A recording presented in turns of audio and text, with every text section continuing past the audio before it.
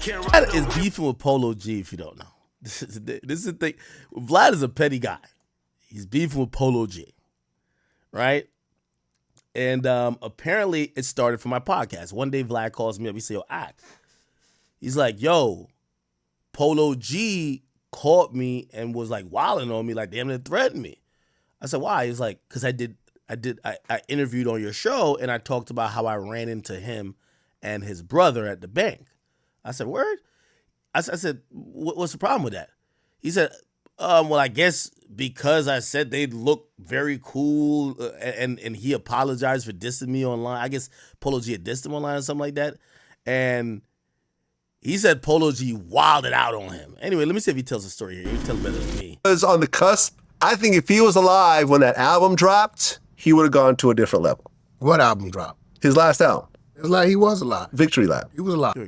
You got me. No, you're right. Okay, he was alive when that happened. A year later. I guess it was like right after he passed. I really just that should have went. You know, if he would have still been here, is the last interview we was talking about. You guys good or just still friction? What with who? Polo? Yeah. No. He still hasn't talked to you. No.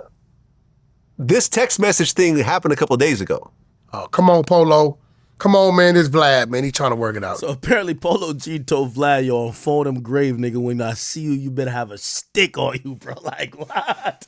I'm like, no. That's what Vlad, I'm like, yo, no way. Ain't no way, Polo. Like, yo, you don't want to even talk gangsters to a white Jewish guy. Like, come on, bro. Like, you know there's going to be an FBI file somewhere. Like, what? But apparently Polo G was telling him, like, yo, nigga, we could meet up right now. Like, I'm like, yo, no way. I really was asking Vlad, I was like, he didn't say this, right? Knock it off. Come on. I even told him, listen, if you want to see me face to face, come do an interview. You can say whatever you want on camera. I won't cut out any of it. He's like, oh, ha, ha, you just trying to get an interview. Like, all right.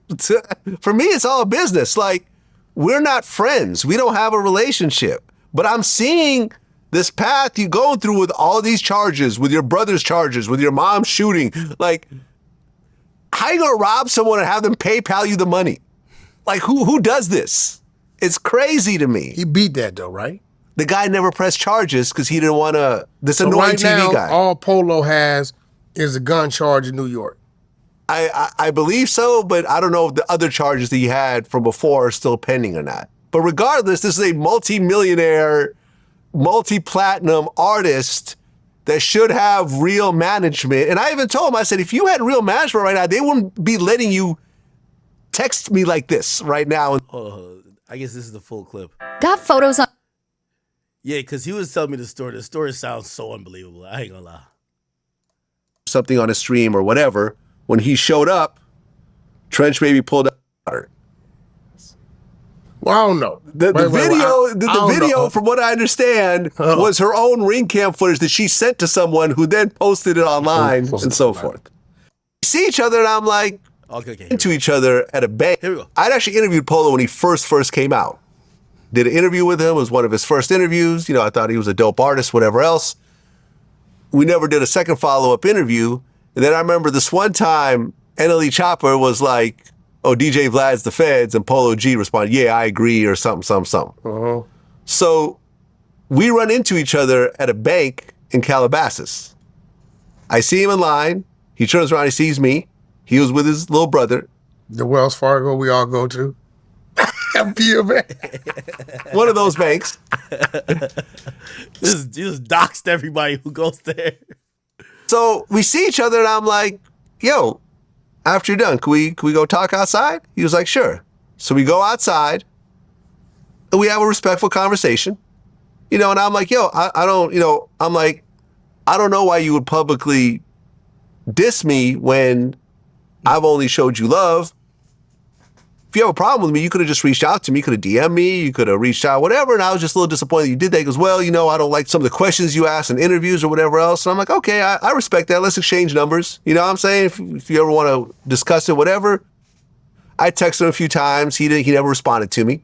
Oh, that's cool. Whatever. Life goes on. So I mentioned the story on Akademiks, and I'm like, yo, I feel like Polo, with all this drama, you know, is not really taking his position seriously enough. at the level that he's at with all this stuff that's happening to him. So Polo DM me. Oh shit. He said, yo, what's your number? And I'm like, Yeah. here it is, same number as last time. Yeah. But I'm like, yo, it's my birthday today. I can't talk to you. He texted me. I said, I can't talk right now, but when I'm done later tonight, I'll call you. I called him. He didn't answer, and then he FaceTimed me. So I pick up. Oh, you want to get on demon time. You know, all the hood niggas, that's their thing. They're like, yo, I ain't going to say to you on the regular phone, it could be tapped. I'm going to say it on FaceTime because there's no trace. We start talking, and he starts getting loud with me over FaceTime. He starts yelling at me. And I'm like, you know how I am. I said, look, if you're not going to talk respectfully to me, I'm going to hang up on you. And he kept getting more and more loud, so I hung up on him. And that started a 2-day back and forth text message, back and forth. He was like, yo, you got to meet up with me. Oh, shit. I said, why the hell would I meet up with you? Yo, I don't roll security out here. Yo, you need to meet up. You had a chance to talk to me in person. You need to meet up with me. And I'm like, why the hell? I'm 51 years old. I'm going to meet up with you? Yeah. That's insane. You have a gun charge. Your brother has a murder charge. Your mom shot at your sister. If I showed up, I'd have to bring my gun with me, right? The Hatfields and McCoys. The Hatfields and McCoys. You know what I'm saying? I'm like, why the hell would I meet up with you? That's insane. And it's like, oh, you a goofy and whatever else. And I'm like, I'm a goofy. Look what you're going through right now. And I'm like, let me tell you something. I said, yo, you're in an incredible position right now. Yeah. I sent him a list of 19 rappers that I've interviewed that have been killed violently. Half of them were around his age. It's crazy. That many, Vlad? 19 rappers. Do you want me to name them? Yeah, you fucking me up with that. Hold on. I'll name them for you. 19 rappers. Now, keep in mind, I've been doing this for 16 years. No, yeah, that's still a lot. Okay.